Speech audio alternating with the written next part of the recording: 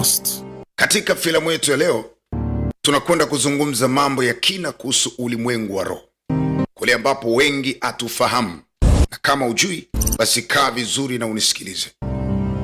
Mwanadamu anapozaliwa tu duniani anazaliwa na vita kubwa. Hiyo vita huwa haionekani kwa macho ya damu na nyama. Efeso 6 anasema, maana kushindana kwetu sisi sio juu ya damu na nyama, bali juu ya falme na mamlaka. Mwanadamu anapozaliwa, falme na mamlaka katika ulimwengu wa roho zinazozuia kuendelea kwake. Ataruhusiwa kuishi duniani, lakini hatafanikiwa kwenda na zile baraka alizokusudiwa kuja nazo. Efeso 1:3 nasema, shukuru Mungu Baba wa Bwana wetu Yesu Kristo aliyetubariki baraka zote katika ulimwengu wa roho. Ziko baraka katika ulimwengu wa roho ambazo mwanadamu anapotarajiwa kuja duniani anaambatana nazo. Kitabu cha Isaya anasema, malango yako yatakuwa wazi daima. Maana kuna malango ambayo lazima yaruhusiwe kutoa baraka katika ulimwengu wa roho ili uweze kumiliki katika ulimwengu wa mwili. Kwa kati ulimwengu wa mwili na ulimwengu wa roho kuna mpaka wa siri usiofahamu, na hii inatolewa katika elimu za kiroho. Ukitaka kupata elimu kama hizi, tembelea makanisa ya kiroho, utajua zaidi. Huko kuna siri kubwa. Naam. Bwana, leo tunataka tuangalie kisa kimoja kizito sana, na katika movie utajifunza vitu vikubwa. Huyo anamuita DJ Murphy au Pastor Samson Moses Mariki. Niko na wewe, twende smart. The Windows Films chini ya udhamini mnono kabisa inaanza katika siku kuu na sherehe kubwa ya kuzaliwa kwa mtoto wa kiume katika nyumba ya bwana mmoja ambaye ni mtumishi wa Mungu. Kwa desturi za kwao huko Nigeria, basi mtoto anapozaliwa watu huimba na kusherekea, na anaitwa mtumishi wa Mungu kwa ajili ya kumtamkia maneno, kama hawa watu ni watu wa jamii ya Kikristo. Maneno yale yatakwenda kuishi naye. Watu wanaamini kila kitu kilifanyika kwa neno, na ndivyo ilivyo. Hata ulimwengu ulifanyika kwa neno.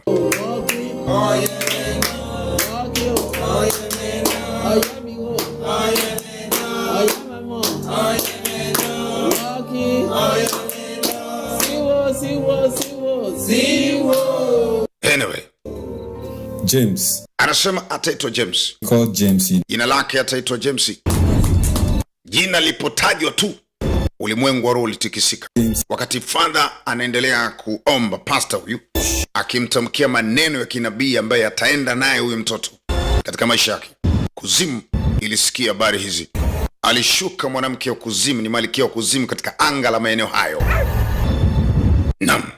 Huyu ni mkuu wa giza katika anga la eneo hili. Wanamuita Mekuku Sheshe. Akashuka katika ile nyumba wakati pastor anaendelea kuomba, akitoa unabii dhidi ya mtoto huyu. Out of your belly, blessing lives. Anasema ataishi maisha ya baraka na kubarikiwa. Deliverance to the nations of the world. Sauti yake itarejesha watu wa Mungu katika taifa la Mungu. Kwa sauti yake atakata chini na kuharibu kila minyororo ya kuzimu. You are blessed. Wewe umebarikiwa. Out of your loins. Walimaliza na kusema amen. Lakini kumbe wachawi wako nje, maagent wa kuzimu. Vita vyetu si juu ya damu na nyama, bali juu ya falme na mamlaka, juu ya wakuu wa giza hili. Hawa ndio wakuu wa giza hili. Jeshi la pepo wabaya ni yale maroho yanayokuhamisha kutokuendelea. Sasa hawa ndio wanayaamuru yatokee. Swali ni kwamba imekuwaje James akazaliwa? Wanasema Mekushu Sheshe, kuna mtu tulimpa jukumu hili. Kwa nini mtoto azaliwe? Tulisema asizaliwe. Anasema kuna nesi moja inaitwa Nesi Eki, ndio tulimpa jukumu la kuhakikisha kwamba mtoto huyu hazaliwi. Maana walijua kuzimu kwamba mtoto huyu akizaliwa atavuruga mipango yao kabisa. Umeona Kwa kila hatima ya maisha ya mtu inajulikana kuzimu, kwamba umezaliwa kwa kazi maalum, na kazi ya kuzimu ni kuzuia usifanikiwe. Twende sambamba utaelewa. Huyu wanamuita Nesi Eki. Basi Sister Eki alikuwa kijiandaa kwa ajili ya kuchapa usingizi, agent wa kuzimu ngazi ya hospitali pale wanakozaliwa watoto. Kuzimu na imeweka agent wake, na ndo huyu Sister Eki ni Nesi. Okay. Sasa anajiandaa ili aweze kulamba usingizi, asijue kwamba ameharibu ofisi kuu. Mekuku Sheshe alimtokea.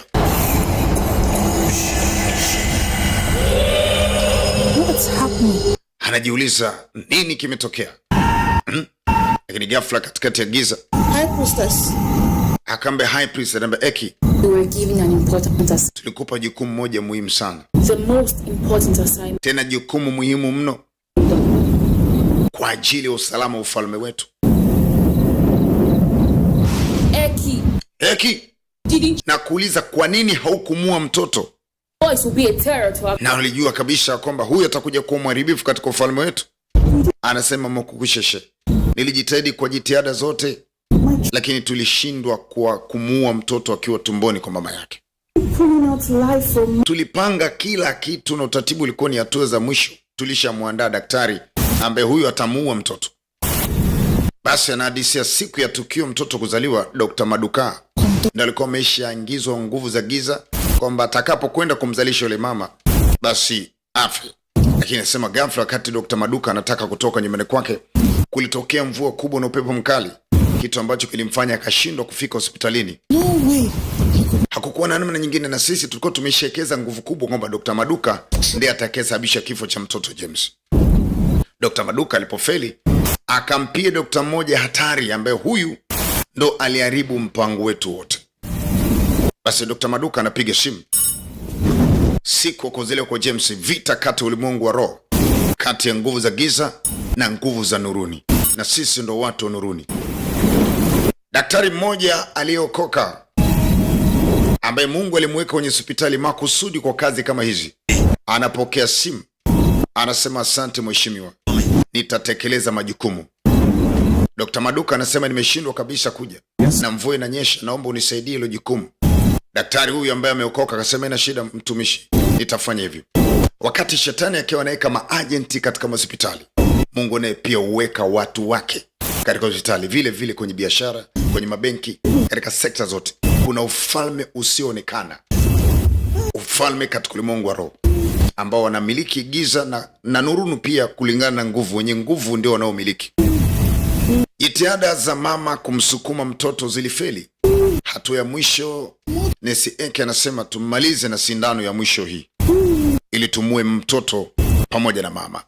Wakiwa wameshaandaa ile sindano, anasema ilikuwa kwenye pointi ya kumalizia na sindano tumeshaandaa. Maagenti wanacheka, manesi maagenti wote wanataka kuingiza sumu na kummaliza mama huyu. Kwa kazi yao kubwa imefanikiwa. Unadhani watoto wangapi hatima zao zinapotezwa kwenye hospitali? Hii picha inakupa somo, upate kujifunza kitu. Hold on. Lakini ule dokta hatari akasema wacha, mpaswi kufanya hivyo. Anasema dokta huyu, Why did you not... kwa nini hamkumpa taarifa Queen wa kwanza kuhusu tukio la udaktari? Anasema kabla tujatoa taarifa, ule dokta alianza kuongea lugha tusiyojua. Dokta alianza kunena kwa lugha rika paka shaka taramuraba. Hapo ndipo mambo yalipoharibika. Ananena kwa lugha huku anamsaidia mama kujifungua mtoto. Hapo kuzimu ilikoma. Agent wa nuruni ameingia katikati ya giza. Popote ilipo mtumishi wa Mungu kwenye kazi yote, atakaposema neno, ile kazi lazima ipate nuru. Kama tu huyo mtumishi anajijua. What do I say? Hakuna msamaha kwenye kosa kubwa kama hili. Your life. Hakuna msamaha kwenye kosa kama hili. Dr. Nesi Eki aliuawa kwa kusababisha kuzaliwa kwa James. Hii ni hatari. Hebu chukua pointi za msingi. Unadhani watoto wangapi wanakufa kwenye hospitali makubwa?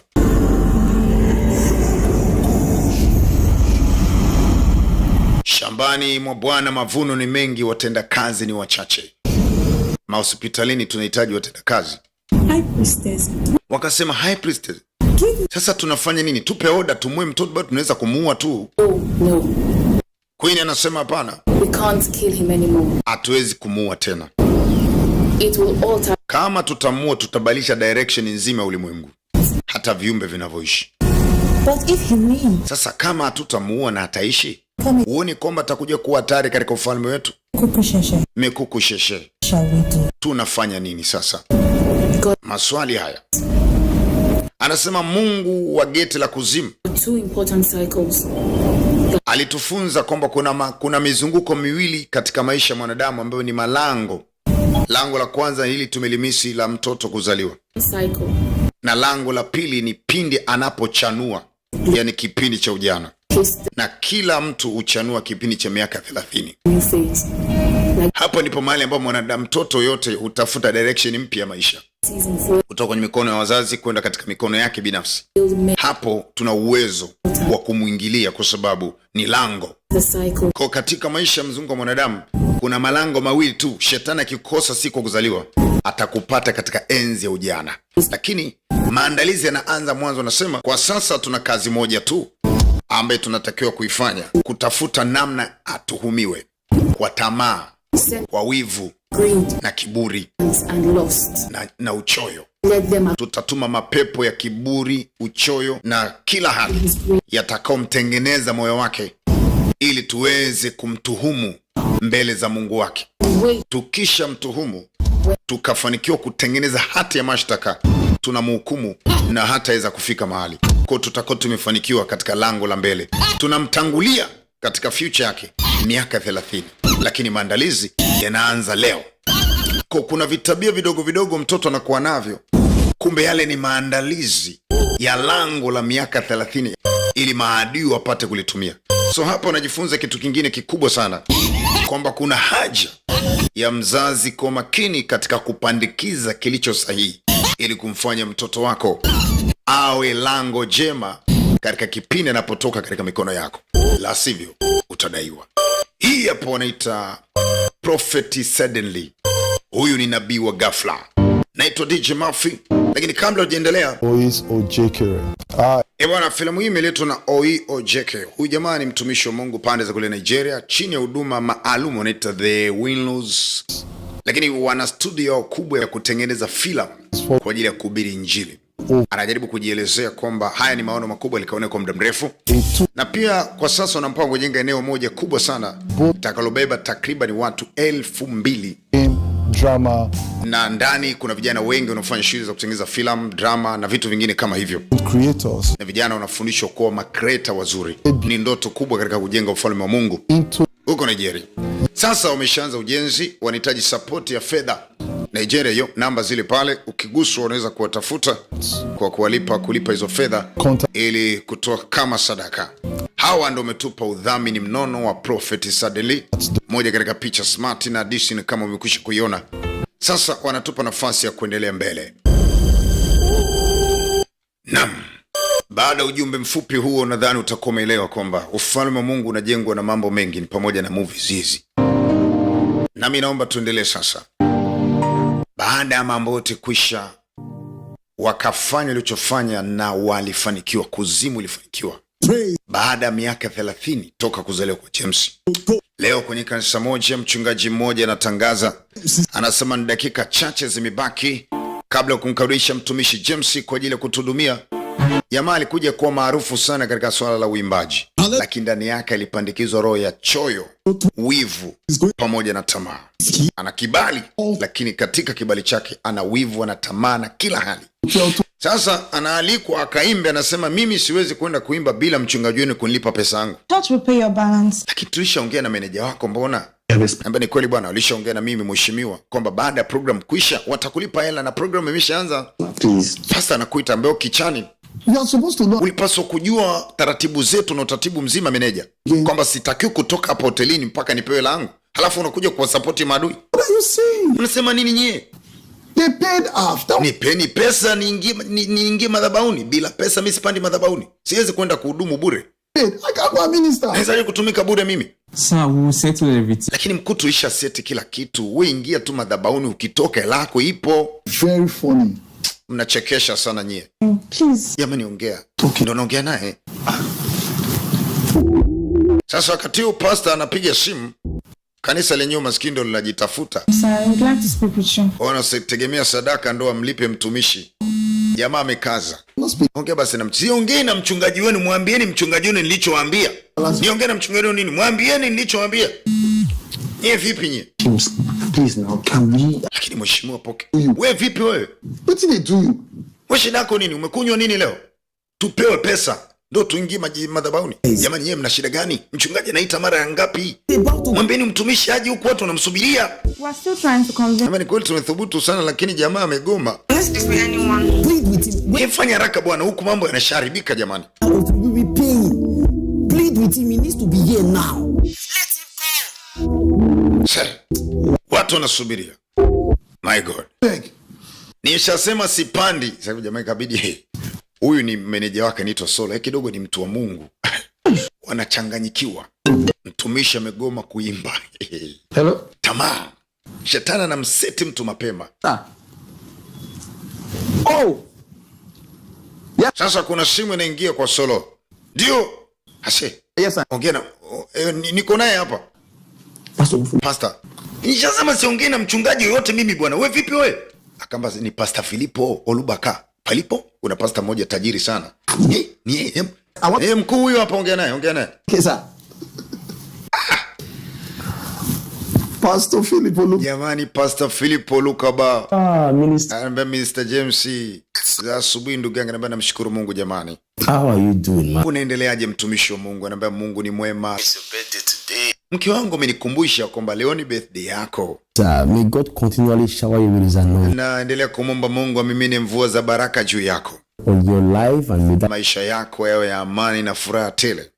Asante sana mtumishi wa Mungu. You're right, just send me your account. Nataka unitumie namba yako account, nikutumia angalau token kidogo ili birthday yako ipate kuwa njema. Sawa. Mkuu, lakini usisahau ya kwamba niko mjini kwenu. Actually came for. Yes, tulikuja kwenye mkutano fulani hivi hapa ndo tumeshamaliza. So kama vipi naweza nikaje kukutembelea tukaonana live. Wanaambia itakuwa vizuri sana ukawa mgeni wetu kwenye kanisa letu leo usiku, maana usiku leo pia tuna program moja nzuri sana. Bwana sema usiogope mheshimiwa, nitakuwepo. Lazima nije. Niko free kabisa, sijakamatwa na chochote. Oh, so you are saying we can make arrangement to have you Pastor bwana, hatuna haja ya kupanga mipango. Mimi na wewe hujajua tu jinsi gani nilivyokuwa na hamu kuja kutumika kwenye kanisa lako. Yani nakuja leo hii tena sasa hivi yani. Asante sana. Unajua tunaubariki mwili wa Kristo bwana, I mean, reach out to you to discuss. Basi ina shida, nadhani ukija tutadiscuss vitu vingine vingi sana. Asante mtumishi wa Mungu Pastor Filipo Lukoba. Nakuja. Okay, basi nadhani nitakuona mapema. Asante. Jamaa amejaa tamaa. Kahairisha programu ya kwanza. Kisa kapata simu ya Pastor tajiri. Tunaenda ngoja ni so huko. Vipi kuhusu watu? Warudishie hela zao bwana. Ile hela walioingiza kwenye account warudishie. Misiwezi kutumika kwenye kanisa la kimaskini namna hii. Lakini bwana, so vema James bwana. So vema rafiki yangu unajua. Wewe vipi wewe? Wape hela zao. Watu wako serious na mambo yao. Wewe ufanya masuala na bwana James, tutakwenda kuhudumu kwa James usiku. Ashum jamani amelipiwa fedha nauli kila kitu, amemlipia na hoteli. Anasema irudishwe pesa. Tamaa. Sio yeye, ila huduma aliyobeba ilianza kuwindwa toka akiwa mtoto. Na shetani alianza kupandikiza kitu kimoja. Kwa makini shule gani unasoma, kwa makini marafiki gani unakuwa nao. Huko ndo shetani hupitisha vitu vya kukutengeneza kuwa anavyotaka uwe. Na huko ndiko Mungu pia hupitisha vitu vya kukutaka kuwa anavyotaka uwe. Jioni ilipofika ilikuwa ni furaha kubwa sana. Mheshimiwa James anakaribishwa kwenye madhabahu kubwa maarufu. Kadharau mchungaji maskini, kaja kwa mchungaji tajiri. Kweli programu ilikwenda vizuri, na asubuhi yake walikuwa wanakagua mtandao wa kijamii Facebook, Twitter, wanajaribu kucheki kule YouTube, wanakuta kuna viewers wengi sana. I say Facebook jamani 20 million. Anyway, mwisho Filipo na jamani, hongereni sana vijana.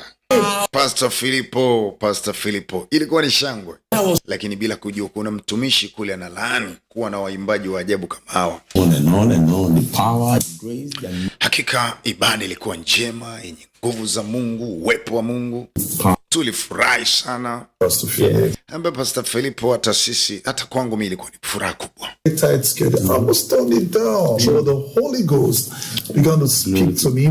Ile kuongea na mimi na vitu kama basi, nashukuru Mungu kwa kweli tumeenjoy ama tumefurahia sana. We're really blessed. That's how God we did. Thank you very much. We saw a little gift. Okay, sasa anataka mpate zawadi. Ni heshima yangu kubwa sana. Sasa Asante sana bwana. can do Asante sana ise. what you are a blessing to. Hakika umetubariki sana na maana mimi pia nimebarikiwa mno. So much. Mwisho wa siku mke wa Pastor Philip anasema sasa bwana, tunataka tukupe zawadi ndogo kwa ajili ya birthday yako. Opportunity. Na hii tukaona tu hii nafasi yetu ya pekee kusherehekea pamoja nayo mwaka wa 31. Hongera sana. Kumbe lango la kuzimu linakamatika hapa. Kuna wakati wa kujifunza na kuna wakati wa kutenda ulichojifunza. Wakati wa kujifunza ni lango, na wakati wa kutenda ulichojifunza pia ni lango. Kwa adui ukawa kwenye lango la kujifunza ili kuharibu lango la kutekeleza. Wanaimba happy birthday bwana James, lakini Moku kusheshe anafurahi kwamba ua lake limechanua. Kwa miaka 30 umefanikiwa kupandikiza kiburi, tamaa, uchoyo, wivu na matabia yanayofanana na hivyo vitu. Ni ukisikia tamaa manake ni complete tamaa, inakuwa ni kamfuko mbeba kila kitu, tamaa ya kila kitu. Sasa hii ni ofisi yake. Huyu mwamba unamuita James na huyu unamuita Solo ni manager, na kuna binti moja ni mwimbaji kwenye ni backup kwenye timu yake. Sasa anashangaa kumwona James anatoka na mwanamke ofisini. Binti akapata wivu, akamuuliza bwana MJ, huyu nani tena huyu? Can you please me? Akamba tafadhali mfuata biashara zako, wewe vipi wewe? Mind your business. Unakichani? Who is this? Nataka kujua binti ni nani.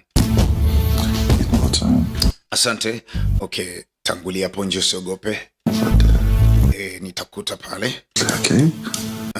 Akamtoa kwanza yule dada. Ikabidi akamba sikilizo mpumbavu. It's your place. Fata maisha yako. Wewe si kitu chochote kwangu isipokuwa ni backup wangu tu katika uimbaji. That doesn't mean you can Unifuatilie maisha yangu. question my case. Paka unafika mahali unauliza maswali wageni wangu. I know what to do. Bibi anasema najua cha kufanya. Na kuambia hivi, najua cha kufanya. Najua pa kukamatia. Yaani baada ya kunitumia ndo sasa okay. Najua cha kufanya, ngoja. Nawe niache. Kumbe jamaa ana katabia fulani kalichoambatana tamaa yake. Hata wale anaofanya nao huduma I know. tayari kashaharibu mazingira. I know work. I know what I go do. Anasema anajua jinsi ya kumkomesha. Anyway, hili ndilo kanisa ambalo jamaa anaabudu. Alilelewa chini ya mchungaji mzuri.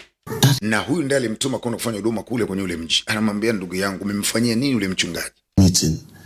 And you did not just walk away. You left them to go to another church to meet. Yaani unaamua kuacha huduma na kwenda kufanya huduma kwenye kanisa lingine. Pastor, Agreed on a fee. tulishakubaliana mapema kiasi cha fedha ambacho litakiwa kuniingizia kwenye account. Na hakufanya hivyo. Hold on, James. Akamalada mkumbuke kitu kimoja James. Hatufanye kazi ya Mungu ili tupate pesa.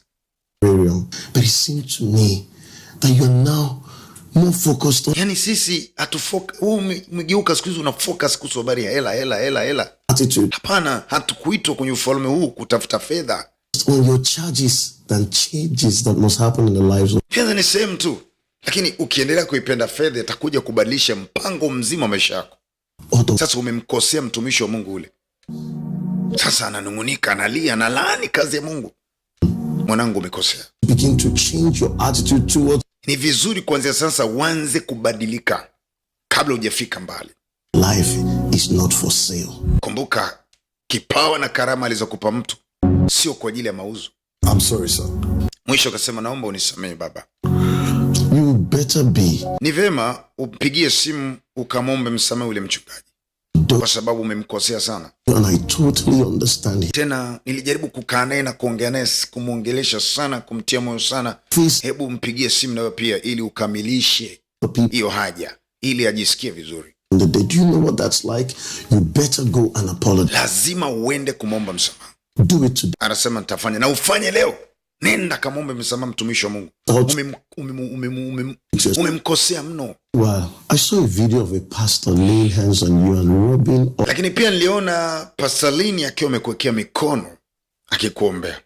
Nataka nikuombee mwanangu. Usikubali kila mtu akuwekee mikono. You think it's every So kila madhabahu unazoziona anatajwa Yesu humo ukafikiri zote ni madhabahu za Kristo. by Now I expect that you have some. Sasa nataka ujifunze hili. Usikubali kila mtu akuwekea mikono. Mtu usiyemjua. Eti tukisa na kaupako tafadhali sana. Na kusi. Ikiwa kama mchungaji wake alikuwa anajaribu kumfundisha kanuni na utaratibu. Unajua tumepewa wachungaji mababa hawa. Baba ni baba tu. Utakuwa na walimu wengi lakini baba abadiliki. So anamkumbusha haya ni mambo ya msingi sana, kanuni za kuishi katika kulea huduma ya kuendelea mbele kama mtumishi wa Mungu James. Mwisho alisema asante mheshimiwa. Na jichunge sana na uvumi mbovu. Tuhuma mbalimbali wanawake. Ni vema uchunge gharama alikupa Mungu isichafuliwe. Jamani, bingwa kujitetea. Vipi kuhusu mchumba wako? Sasa ana mchumba wake ambaye pia alikusudia kufunga naye ndoa. Na wako katika harakati za uchumba tu bado. Ni binti moja mcheshi sana, iko smart kweli kweli.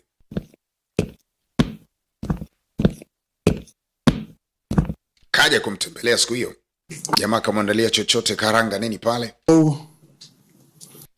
Iko busy na kwamba bibi anaangalia waimbaji, yuko YouTube na kwamba yuko live. Sasa jamaa anamsemesha. Vivian baby. What are you up to? Uko busy tu, na jamani kuna muimbaji ananifurahisha mimi hapa. Hallelujah. Hey. Jana usiku alifanya vizuri na kuambia. Yani ana nguvu huyu. Nzuri, hebu unaona? God. Mungu yani. Anaitwa Nathaniel Bass. Unamjua huyu? Gospel music. Ni muimbaji wa nyimbo za Injili. Enjoying it. Mimi na enjoy jamani. Jamani. Now I see the reason why you... Okay, endelea kumfurahia mfalme wako huko. Because you are watching your king in his kingdom. Na muangalia mfalme katika ufalme wake. Jamani, je, umeshaanza kuona wivu Because you hallelujah. Naona uko busy na hallelujah, hata uko busy na maendelea basi na hallelujah zako huko. Enjoy. Eti wivu. Kabinti katu Vivian na Kenyu kameokoka. Anajua siku moja ataolewa na mjumba huyu. Minister James. Okay. Sasa ghafla jamaa ameacha simu yake pale. Simu ikaita. Message. Si ya mpenzi, akafungua. Mchumba huyu. Anakuta chatting. Alafu mwisho siku. Hii ni simu ya bibie. Vivian. Yani Vivian akatumia ujumbe. James, hebu ona kitu nimepokea. Kuna mtu amenitumia picha zako hizi jamani, kuna hii nini jamani, mbona ni aibu hii? That she's sending to me. Amenitumia hizi picha zako. Tena screenshot kabisa, ona. Picha za uzalishaji, sijui alikuwa na wanawake, I don't know. Lakini ni picha za ajabu kabisa ambazo haziendani na mtu aliokoka. Tena mtumishi wa madhabahu. What all this? Niambie nini maana yake hii? Nasema Tell me. Niambie. This obviously is one of my band members. Anasema ni mmoja kati ya watu katika bendi yangu uimbaji. Mdada mmoja hivi. Najua tu nataka kunitengenezea kashfa fulani hivi. Hizi ni kashfa. To fabricate. Kunitengenezea kesi za utengenezaji, scandalize me. Scandalize me? Ni scandal tu hizi. Scandal, James. Mtumishi wa Mungu, scandal. Scandal for someone. Scandal. Mtu akutengeneza skanda ili iweje? Skendo kwa mtumishi wa Mungu zimekaaje kwanza? Yani zikoje? James jamani, James. Hakuna skanda hakuna, ni kila kitu kiko wazi, James. Pray together, study together. Kitu ambacho litakiwa kwa sasa hivi tukae pamoja, tuombe pamoja, tupange mipango pamoja, lakini wendo kwanza una chat na watoto wa keke, unafanya vitu vya ajabu, James. Kisa umepata umaarufu, James. Eti umeshakuwa maarufu. No longer have time for the things of God. Ufikiri hata kusoma Biblia ukai na mambo ya kiungu. Yani James siku hizi bibi ndo akapata pa kumporomoshea. Kufeli kwake kote ni kunatokana na kukaa mbali na Mungu. Tamaa zimemkamata kwa sababu yuko mbali na neno la Mungu, mbali na mazingira sahihi ya kumfanya apate chakula cha kiroho. Activities. Is that the point? Sasa hiyo ndo point. The point, for God's sake. Hiyo ndo point, unaona umekazia tu hapo. Nishakwambia huyu amenitengenezea skendo tu za kujitafutia jina kama nini yani. Anajua mimi ni mtu maarufu. Alafu unaanza kuniambia maneno ajabu kama mimi ni mtoto mdogo sijielewi. Unafikiri mimi ni mtoto mdogo sijui ninachopaswa kufanya? Sijui kuomba, sijui kufunga, sijui Sijui muda wa kwenda kanisani. We vipi wewe? Tell me what's the... Lakini sasa nieleze ukweli huu unakaaje? It's okay. Akama ina shida. Haina shida. Nishajua Grace mpuzi, Grace huyu. Yaani Grace. Ngoja. Akachukua simu. Akajua ni ule Grace wale gombana ofisini, akamwambia najua cha kukomesha. Grace akaamua amharibie. Hatari. Hatari sana. Akamwendea hewani faster bwana. Wakati huo maskini wa Mungu bibi Vivian anasema Mungu, hey, hii ndio lifestyle ya watumishi wa Mungu siku hizi. Akisimama pale. Hey. Bwana. Sasa akamtwangia simu bibi Grace bwana. Huyu ni backup. Ana backup katika uimbaji wake. Grace. Wamekutana kwenye bendi huko Grace. Mr. James. So you think that kwa ulifikiri hatua zako zingeniharibia mahusiano yangu kabisa na mpenzi wangu Vivian? I told you. Nilikwambia najua pa kukomesha. Akambe umepotea. You are failed. Umefeli. Let me just put it straight to you. Ngoja niende straight bila kukona. Sitaki nikuone tena kwenye bendi yangu. Kuanzia leo nimekufukuza. Out. Mwenyewe sitaki mimi mabendi ya wazinzi, siji. Good. Disgrace to the body of Christ. Ungejua unachokifanya, unaulani mwili wa Kristo. Sleeping with small. Unalala na vibinti vidogo vidogo. Kila style wewe. With you. If you like insult me. Stupid man. Bibi akamtukana matusi yote. Hata kama nisipoimba kwani nini bwana? Hai. Basi hii ni lifestyle ya James. Lakini sio yeye. Ni kitu alichobeba kinamsukuma pabaya. Sasa leo anazungumza na rafiki yake Solo, anasema sina shindo kuelewa. Yaani mabinti wote kwenye bendi, yaani nikisha tembea nao tu mwanangu wanaacha kuimba. Guy. Sack. Sasa bendi imeisha, natamani kupata mabinti wengine sasa. Maana huduma yendi. So entitled. And I don't want such misbehavior to repeat itself. Any babe I don't chop must leave the band. Sasa meneja anamvumiliaga, meneja naye ameokoka, lakini kuna sana vumilia madudu na uchafu jamaa. Anamfichia siri. This is the third time we are changing female members. Lakini unajua umekuwa ukibalisha sana wanawake jamaangu. Yaani leader kiongozi unajua ni kuna mambo unafanya. Leader. Kweli kiongozi upasi kurekebishwa, lakini mimi nimechoka bwana isee. Malo ya saiki. Kila siku unabalisha tu watoto wa kike. Ndio hivyo tena wanaharibu yani balisha bwana. Anajaribu kumshawishi jamaa anatunza kibarua kwa hiyo anajifanya anamshawishi huku. Sasa mimi nimetoa mimba nyingi sana, umenishawishi kununua madawa kutoa mimba, watoto umetoa mimba, rafiki yangu mambo yameharibika, yani mikono yangu inadaiwa damu. Hebu badilisha. Tafuta mwanamke mmoja basi. Meetings and it's causing unnecessary stress. Punguzie stress mwanzako mimi. Like us but moja give. Najua unapenda madem sana, lakini sasa mwanangu Are you advising me? Kwa unanishauri mimi sio? Sikushauri bwana, mkuu na kushaurije? Hamna. Tunaongea tu. Ninaongelea damu, rafiki yangu damu. Yaani hujawahi washaga tondoki mpuzi nini? Ongea mambo mengine, unaleta topic nyingine. Anajaribu kumshauri kama rafiki wa karibu. Spec lago yo. Hey say. Narudia tena kwa makini, nani uko naye? Kuwa na mtu ambaye ana uwezo kukuambia uovu direct bila kupinda. Epuka wanafiki au machao kwa lugha ya kisasa. Hawa anakupeleka motoni kwa na kuimbia mapambio. Sasa tuache hilo. Kwenye studio moja kubwa ambayo jamaa mara nyingi huwa anafanya mambo yake hapa. Unajua tena unapokuwa msanii mkubwa, wasanii wadogo wanajaribu, yani unapokuwa mtumishi mkubwa, watumishi wadogo wanajaribu kukutazama, kujifunza kitu. Kuna kijana mmoja yuko hapo bwana. Akasikia James amepita. James ni famous, watu wanataka kupiga naye picha na kwambia. Jamani mtumishi James jamani una upako kaka. Kuna jamaa mmoja ni mwimbaji mdogo. Wewe sogea bwana. Nataka niongee na James bwana please. I'm an upcoming artist. Yes, sir. Okay, no problem. Like when, at what point do you plan to finally? Tutakupa appointment. Anambia pana nataka niongee na James, nataka nimuonyeshe bwana mimi ni mwimbaji. Nina kipawa cha kuimba nyimbo za Injili. Nataka nimuonyeshe naimba mpaka roho Bwana anashuka. Nimwimbie kidogo asikie ili aniweke kwenye bendi yake. Lawrence Oyo. Anaitwa Lawrence Oyo. anaitwa Lawrence Oyo. Anambia ndio Lawrence Oyo. All your songs online. Yaani nasikilizaga nyimbo zako, najifunza vitu vingi sana. Mimi nataka leo unisikie kidogo, nione kama unaweza kanipa kanafasi, kanipa shavu mheshimiwa. I was inspired. I said, Yaani nikiimba utaelewa tu kwamba huyu kijana ana kakitu yani. my local church. Niko kwenye kanisa dogo nini? Okay, umesema unaimba au unaongea? Maana unaongea sana. Because you are talking. Sasa kama unaimba imba, so unaongea sana. Unaongea mno. What do you want? Unataka nataka nikuimbie kidogo mheshimiwa, unisikilize. Uone kama kuna mahali unaweza ukanipa favor kidogo mwenzako. Tukafanya collab mimi na wewe nini na mimi nikajulikana duniani. Watu wakajua na mimi na kitu cha kimungu. Naomba unipige. I don't have time. Sina muda ni mdogo sana. Sina muda. Okay. Labda nikupa point. Okay, ngoja nikupe dakika chache. Okay. Ngoja niimbe hii. Okay. Jesus, I want to make you smile. I want to bless your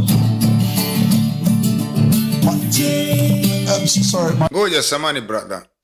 I'm actually not smiling. Just Sijafurahia kabisa hiyo wimbo wako. that song. Inatosha. Hujapenda huu wimbo?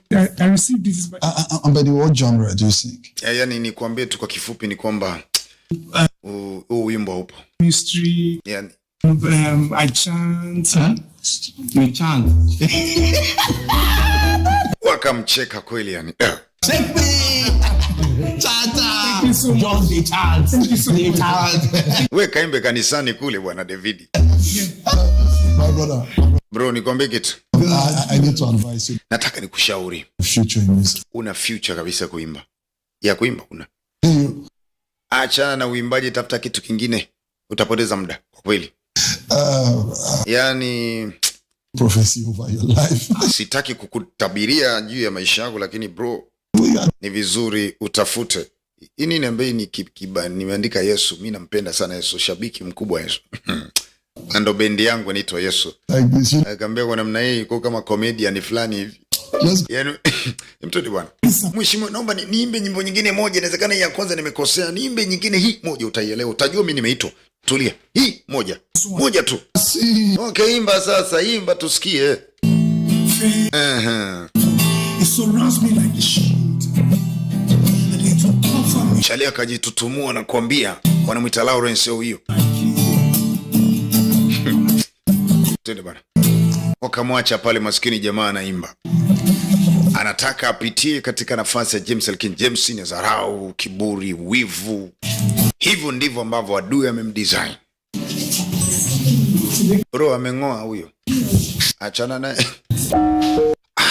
He left. Ameniacha. He just left. Ameondoka. Jamaa alivunjika moyo. Very embarrassing. Amekuaibisha mno sasa jamaa wangu. Yani Badly. There's absolutely not one person that God does not have a plan for. hii inaonyesha kwamba hakuna hata mtu ana plan na maisha yako. Hauna plan yoyote. Lawrence aliumia. Okay. Teacher has no future for me. Kwa ina maana mimi sina future kuimba. Oh. Why? Tena mtu mkubwa kabisa katika sekta hiyo akikwambia uwezi, ni kama umepigwa jabali zito la kichwa. Uwezi kusimama tena. Siku zinakwenda na kuzimu inazidi kujipanga zaidi. Wakiendelea kushinikiza tamaa, wivu, hasira na vitu mbalimbali. Na jamaa mfika kwenye pointi ambayo sasa hivi hata hofu ya Mungu hakuna tena, nafanya vitu vya ajabu sana. Siku moja akiwa katika hoteli moja umetulia, anapata simu. This is Prophet Joel. Je, naongea huyu ni Prophet Joel. Man of God. Oh, Bwana Yesu asifiwe, mtumishi wa Mungu. So man of God. Anasema mtumishi wa Mungu, nataka kuangalia ratiba zako Bwana James. Disemba hii 24 nitakuwa na tukio hapa kanisani kwangu. Askofu mmoja amemtongia simu. We're looking around 20. Kati ya tarehe 24 kuelekea tarehe 26. Tunatamani ungelikuja kanisani kwetu. 24th. Hebu angalia ratiba zako. Ambapo tarehe 24. Nadhani nitakuwa free. Hebu ngoja ni check. Yeah. Ndio, nitakuwa free, ratiba haijabana. So much. You know, Asante sana. in conference and we've really seen. Tungetamani sana uje utuhudumie siku hiyo. tumeandaa program nzuri na utakuwa sehemu ya programu hiyo. Bless us. So, Uje utubariki hichi ambacho Mungu amekupatia. so we'll send you an invoice. Kwanza nasema nitakutumia invoice yangu. In the invoice, Tutawasiliana pale afu tutaangalia. I don't know, is it network problem? Sijui kuna utatuingizia shilingi ngapi. Ngoja naona kama network haishiki vizuri. It's not a network. So network mkuu ni hela lotaja. Sir. Oh, invoice. Nimekutumia hiyo. That invoice, Katika 40 minutes, it's 20,000. kwa dakika 40 nahitaji unipatie dola 20,000. Kwa dakika 15 pia. Maybe Yani matumizi ya dakika 15 utanipatia dola 15, dola 15,000. Dakika 20 dola 20,000, kwa hiyo hivyo. 15 of my. Kama nitatumika dakika 15 basi nadhani utaniandalia dola 15,000. Ingiza kwenye akaunti yangu alafu mimi nitaweza kufika. Utaangalia unataka nitumike dakika ngapi? Jamaa akacheka kwanza. Warfare not carnal. Akanena na kwa lugha rika pasha kalara. Nini mkuu, kuna shida gani? Lakini pia uniandalie gari la kunitoa hotelini, hoteli nzuri ya kulala. Hiyo ni nje ya ile fedha. It's not a problem, but I want to ask one thing. Shida sio hiyo, dola 20 naweza kupatia 20,000. Lakini nataka nikuulize. Ni marehemu wangapi watainuka siku hiyo, watafufuka kwa hiyo milioni, kwa hiyo dola 20,000? You ask him that. Na wagonjwa wangapi pia watapona? Lakini pia siku hiyo natamani unipe listi pia. Watu wenye magonjwa madogo madogo na makubwa. Listi itakuwa na mimi nipige hesabu ya listi nione kama kuna mlingano kati ya fedha naye kulipa kwa dakika 40. Nini kinatokea? Yani alikutana na mchungaji mmoja kauzu. Abraham, Yani Jacob live. hivi leo Ibrahimu, Yakobo na Isaka wangelikuwa live. Au ukiimba wanashuka hawa waliokufa wanakuja mbele yetu live. Bwana kama inakuwa ngumu.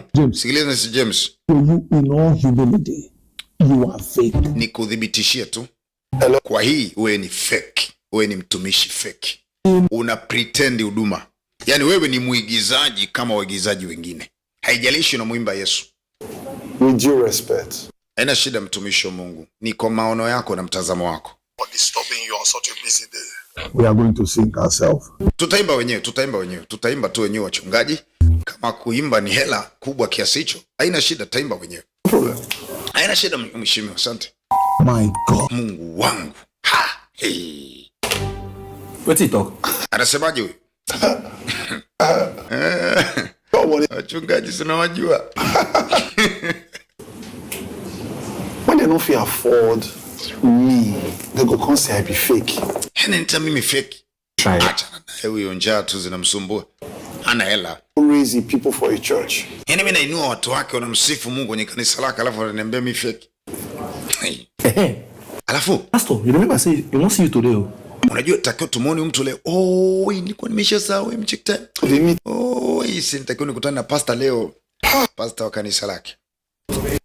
Anyway.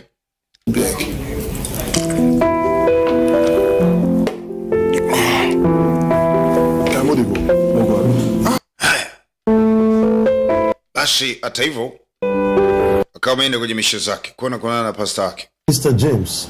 Mr. James. Not too big for the choir. Kuna mambo kadha wa kadha hajakaa sawa katika upande wa huyu ni mwalimu wa kwaya kanisa letu. Jamaa hapa ndipo anapofanya, yani ndio mtoto wa mahali hapa. Kwa sasa akiwa kama mwimbaji maarufu na aliko kuna kule. Kuna zile assignment za kawaida za kanisani lazima shiriki. Sasa amekuja kushtakiwa kwa mchungaji. Kwamba jamaa usiki kabisa kwenye mambo yote. Songs. Interesting.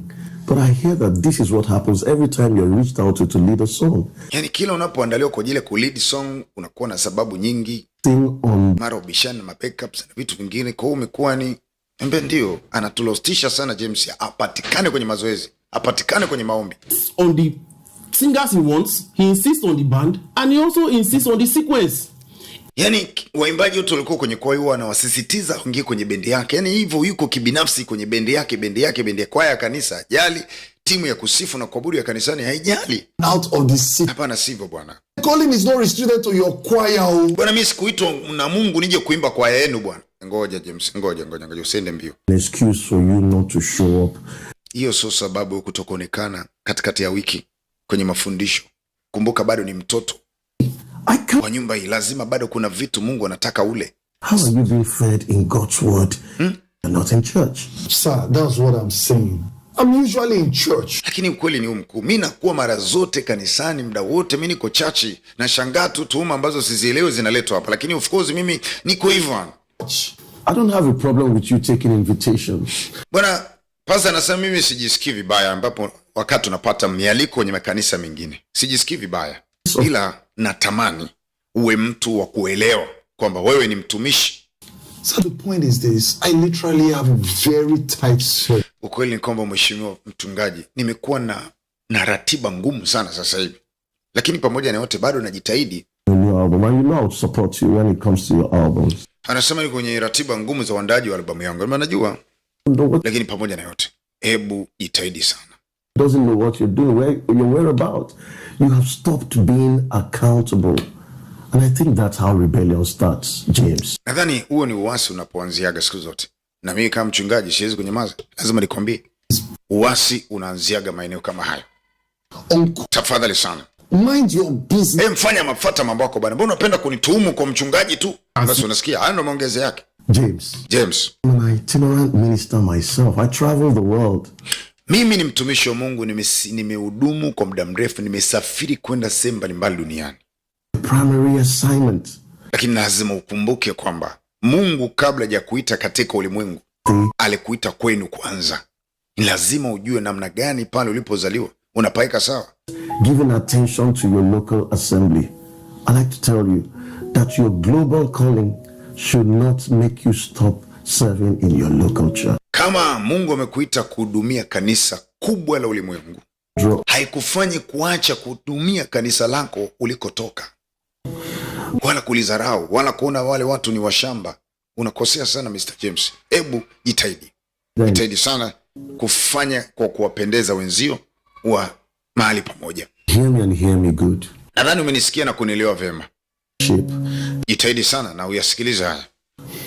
Sasa wakati watumishi wa Mungu wanapokutuhumu na maneno mengi, hizo tuhuma haziishii tu kwa watumishi wa Mungu. Kuzimu nao inakutuhumu kila dakika. Sasa ukijumlisha tuhuma za watumishi wa Mungu na tuhuma za kuzimu, zikipelekwa katika ulimwengu wa roho, zinapata kibali cha hati ya mashtaka. Ukishashtakiwa na yeye haki na Mungu wake akaipiga muhuri, hapo ndipo mambo yanapoanza kubadilika. James amerudi analalamika, anasema mimi nashindwa kuelewa Pastor Moses ananifanyia nini mimi. Was asking me funny questions. Anza maswali ya kichekesho. Maswali ya kichekesho. Mtumishi wa Mungu anakuuliza maswali ya kichekesho. Choir. Heti simbi kwaya, simbi praise, sijui nimekuwa kwaje, sijui na kiburi, sijui ndo nina uasi. Yaani sielewi. Mimi nimeitwa nitumikimisha kwa mtu mkubwa sasa hivi, natakiwa nitumikie ulimwengu wote na tunatumika. If I continue singing with those, kama nitaendelea kuimba na vitoto vidogo vidogo, lini mimi nitakuwa maarufu? Vitoto vidogo vidogo. Ni vipi anafanya kumshangaa? Yesu. Months of ministry in the nations of the world. Mimi nimeitwa kutumikia ulimwengu, sio kuimba tena kwenye vikanisa vidogo. Ambia sikiliza, Pastor Moses church every time. He only encourages you to. Anavyokuita mara kwa mara kanisani, anajaribu kukutengeneza, kukufunda, kukutengeneza kuwa unastahili kuwa. Ujawa bado, una safari kubwa ya kuendelea kuwa. Service when Unapaswa, hebu niambie kwanza mwenye, ni lini umeenda kufanya huduma kanisani? Body to remain at his level, playing local champion. But that's not me. James. Hey, Vivi anasema James hapana. Kwa kweli James hapana. Please. Mpenzi wake ama mchumba amekuwa kimsi sana kwamba haya sio sawa. To the numbers of people that are following me from the nations of the world. Watu wananifollow katika ulimwengu wote, wanakubali kazi nifanye. Hivi kweli nitaanza kungangana na vikanisa? You come too full of yourself. Ambapo usijidanganye nafsi yako. Please, usijidanganye nafsi yako. That was the same place Pastor Moses found you. Umesahau mahali ambapo Pastor Moses alikutoa. Umesahau alipokuhudumia, alipokulea kwa maneno ya kiungu katika madhabahu yake, alipewa na Bwana. Mpaka leo umekuwa mtu maarufu, unasahau. Recommended you, built you, and now you can talk like this. Unaweza kuongea hivi kwa ajili yake pamoja na yote mazuri aliyokufanyia. But that doesn't mean that you must remain there. Sasa kunisaidia, kunikuza, kwamba nifanye mimi nibaki tu pale pale nisipige hatua. Left right talking. Nakwambia kitu, unakosea James. Hicho ni kiburi. kiburi cha uzima, kiburi cha huduma. Simply attend church. Officiate in the choir when you are around. Ni vizuri uwe na adabu na heshima, haswa kwa kwaya inayokuzunguka. Tumika, kuwa mtoto, endelea kubaki nyumbani mwa Bwana. Sasa utakuwa mtu wa namna gani wewe? Hiyo ni hali ya uasi inakuingia na utajikuta umedondosha vyote. It's not. Okay. Nimekuelewa. James, nakujua.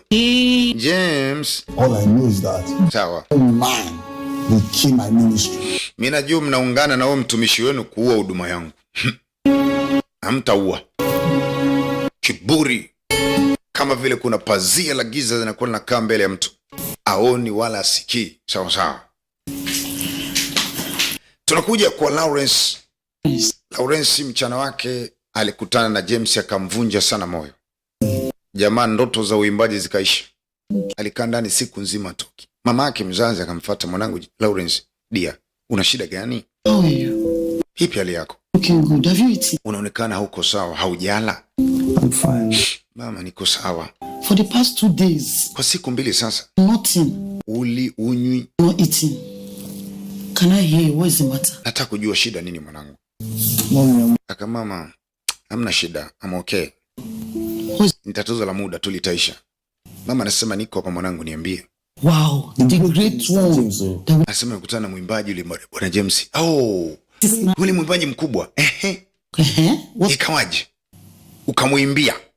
Anasema hizi amini nimemwimbia, wakaniambia kitu cha ajabu kwamba sauti yangu sio nzuri. I don't have Yani sina ndoto kabisa. Ni mimi kwenye uimbaji napoteza muda. Mimi siwezi kuwa mwimbaji bora. Yani mama acha tu. Yani maneno yake yamenivunja moyo. Unaweza kuamini mama, ndoto zangu zimeishia hapo. Mama anasema mwanangu, about all that he said. Sawa yote aliyosema. Not who you are. Huyo sio wewe. Huyo anamjua yeye. Ila mimi nilikuzana kujua. You are the best singer. Wewe ni mwimbaji bora. Sauti yako ni ya kiungu. Ina mafuta ya kiungu. Wewe umeitwa. Nimekubeba mimi kwenye tumbo langu. Ninajua nilemzaa. Sio hawa walimwengu wanaosema. Ila wewe ni mtoto bora. Utaimba na utaamsha roho zilizozimia. Lakini hamna bana.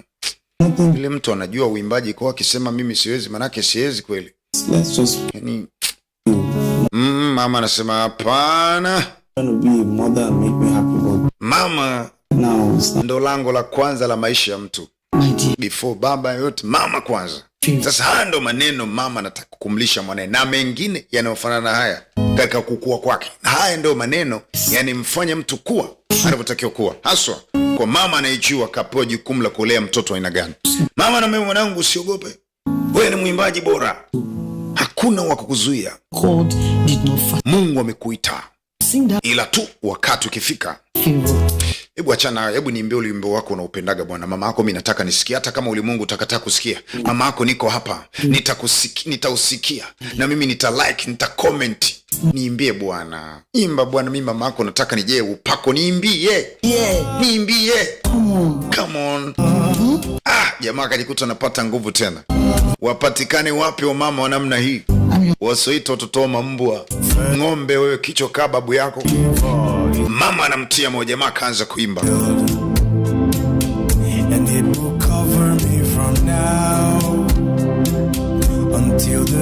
Akapokea nguvu mpya tena ya kusonga mbele, kwamba James sio Mungu. James ni mtu tu. Iko siku mambo atakuwa. Leo James anafanya audition ya kutafuta waimbaji. Wameisha, mabackup wamesepa. My name is Ruby. Naitwa Ruby. Mnapita mmoja mmoja hapo. Tafuta backup hakuna. Tashika mic tu huyo. I want to sing. What's your name? Unaitwa nani? Jennifer. Jennifer, hebu tuimbie. Nimefurahi kukuona jamani, mtumishi umekuja kuimba, mfurahia mtumishi. Oh my God. Sawa, tuimbie. Tunataka tujue unafaa kwa backup au la. Okay. Okay. I give you glory, Lord.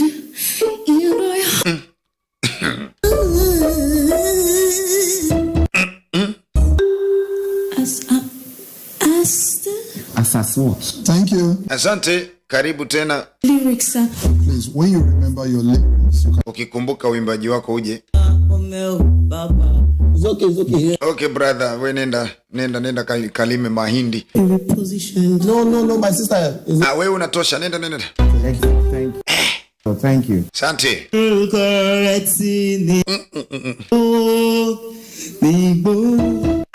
okay. Hey bro, asante. Please, who's best, please? You are worthy. Like nothing. Hey bro, ipi unaizungumzia? Hebu nenda. You can go. Let it die. Kazi ilikuwa ni kubwa kuwapata watu sahihi. Mind-blowing thing. Vipi kidogo? There is no one else like Nini hiyo? Bishop. Umefundishwa na nani na Bishop Odebo? Edebo. Ule mtumishi mkubwa ule. Anambia huyo. Ndio amekufundisha kuimba. Bishop anambia Bishop. Kweli Bishop anatisha. Haya wewe nenda. Lada, the Lord Jesus is my ladder. Follow the ladder. Follow the ladder. Follow the ladder to heaven. No, my sister. Asante, pana dada. Nenda. Ufai. Thank you. Asante. Kipindi kikapita Bishop. Hug you. Okay, imba. Okay. Mwisho wa siku hajapata hata mmoja. Over 100 auditions. Yaani katikati ya watu 100 tujapata hata mtu mmoja ambaye anaweza kuimba. Well, just one. Hata mmoja. Do you have to waste my time here? Sio mnipotezea muda hapa jamani. Lakini wakati ananungunika ndipo sasa kakapita kapaka kuzimu ikishajua umepungukiwa nguvu ndio wakati wanaanza kukujia. Toa kapaka bwana, kanafuata nini hapo madhabahuni? Toa. Come on. Sit over there at the entrance. Get Kale kapaka kakapita. it. Hello? Alikuja dada mmoja ghafla tule paka amegeuka mtu hawajajua wao.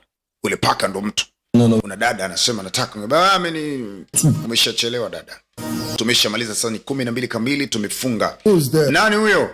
Who's there? Nani? It's one of the auditionees. Mmoja kati ya wale watu wamekuja kwenye auditions. Pardon.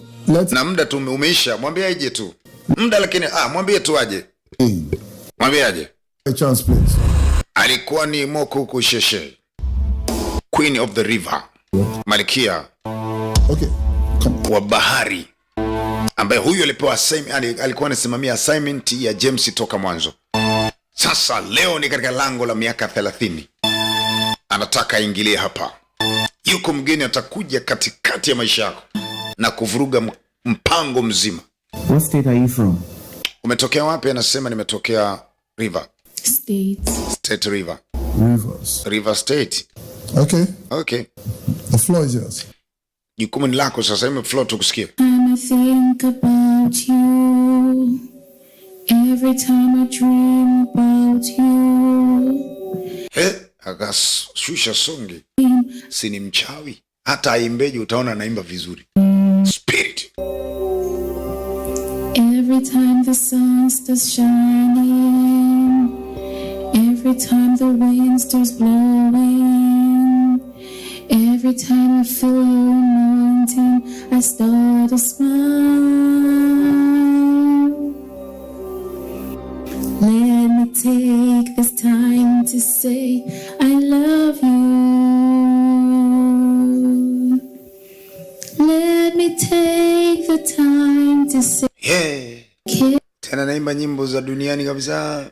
I love you, Lord. Wakati anaimba jamaa akakamatwa na ile sauti ya kuzimu. Ghafla akajikuta kwenye wakati mwingine kabisa. Bwana, kwa sababu tunaendelea mfululizo wa Prophet Suddenly, leo tuishia hapa katika episodi ya kwanza yenye lisali 1 na dakika kadhaa. Tunakwenda katika sehemu ya pili ili tuvute pumzi kisha tuendelee. Hiyo ilikuwa ni sehemu ya kwanza katika Prophet Suddenly. Ya tatu, na hii ni sehemu ya kwanza, ni Prophet Suddenly season ya 3, na hii hapa ni episode ya kwanza. Tunakwenda pia katika episode ya pili ili kufahamu zaidi. Kila episode moja na lisana kitu. Kwa hiyo tuko poa. Twende tuone hatima ya James itakuwaje. Kuna vitu vingi vya kujifunza katika filamu hii. Naomba fuatana na mimi mwanzo mwisho. DJ Murphy the Real Voice. Karibu kanisani kwetu.